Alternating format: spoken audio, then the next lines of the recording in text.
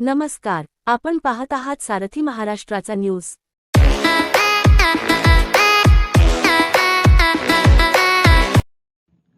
श्री क्षेत्र मुंचिंडी येथील श्री दरिदेव व श्री जकामादेवी यात्रेस महानैवेद्या दिवशी दर्शनासाठी लाखो भक्तांचा लोटला महासागर। पहाटे निघालेल्या सबीना व पालखी मिरवणुकीत हजारो भक्तांनी सहभाग केल्या। भंडाऱ्याची उधळण। श्री दरिदेवाच्या नावानं चांगभल, जकामा देवीच्या नावाने चांगभलचा जयघोष करीत हजारो भक्तांनी मंगळवारी दरिदेवाला व आई जकामा देवीला पुरणपोळीचा नैवेद्य दाखवला।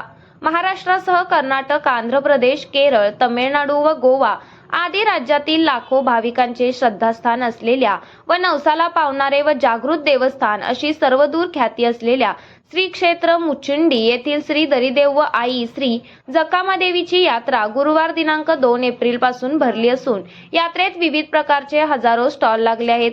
यात्रा परिसरात देवस्थान ट्रस्टने मोठ्या प्रमाणात वटवृक्ष लावल्याने हा परिसर निसर्गमय दिसत आहे।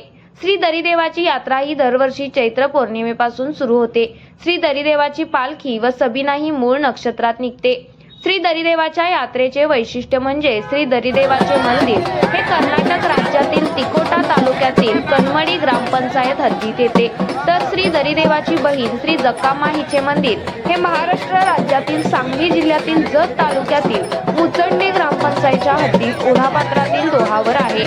या यात्रेविषयी व श्री जकामादेवी विषयी अशी आख्यायिका आहे की श्री जकामादेवीने आपला बंधू श्री दर्याप्पा हा मल्लेश राज्याबरोबर झालेल्या युद्धात बेपत्ता झाला, म्हणून देवी जकामाने आपल्या भावाचा दरिदेवाचा वियोग सहन न होऊन येथील ओढापात्रातील डोहात जल समाधी घेतली होती। त्यानंतर भगवान श्री शंकर व माता पार्वती देवीने श्री दरिदेवाची व श्री दरिदेवाची बहीण श्री जकामादेवीची सूक्ष्म रूपात भेट घडवल्याने या यात्रेत प्रथमच दर्शनाचा व महानैवेद्याचा मान श्री जकामादेवी यांना असल्याने भाविक भक्त श्री जकामादेवीचे प्रथमच दर्शन घेऊन देवीला महानैवेद्य देऊन नंतर श्री दरिदेवाच्या दर्शनाला व देवाला महानैवेद्य देण्यासाठी जातात, अशी आख्यायिका आहे। तसेच श्री महादेव व माता देवी पार्वती यांनी जकामादेवी व दरिदेवासमोर जे भक्त घराने घेऊन येतील व सर्व भक्तांच्या मनोकामना पूर्ण होतील असा त्यांना वर दिल्याने हजारो भक्त देवापुढे नवस बोलतात।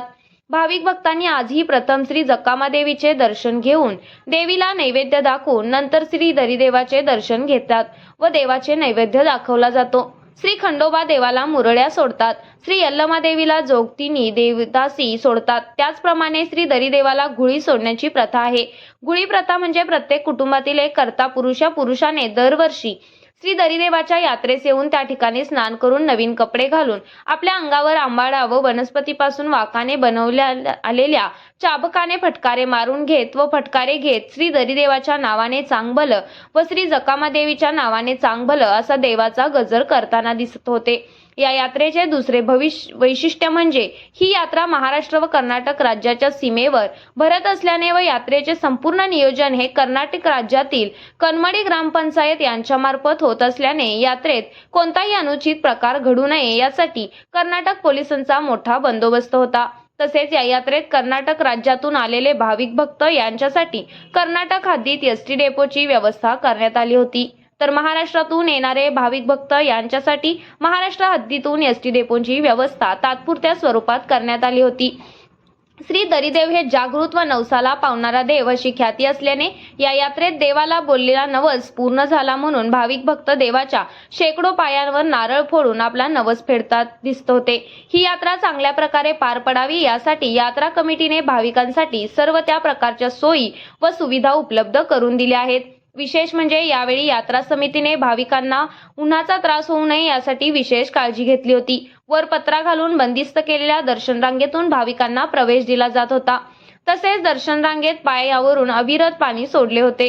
तसेच भाविकांसाठी दर्शन रांगेत पिण्याच्या पाण्याचीही व्यवस्था करण्यात आली होती।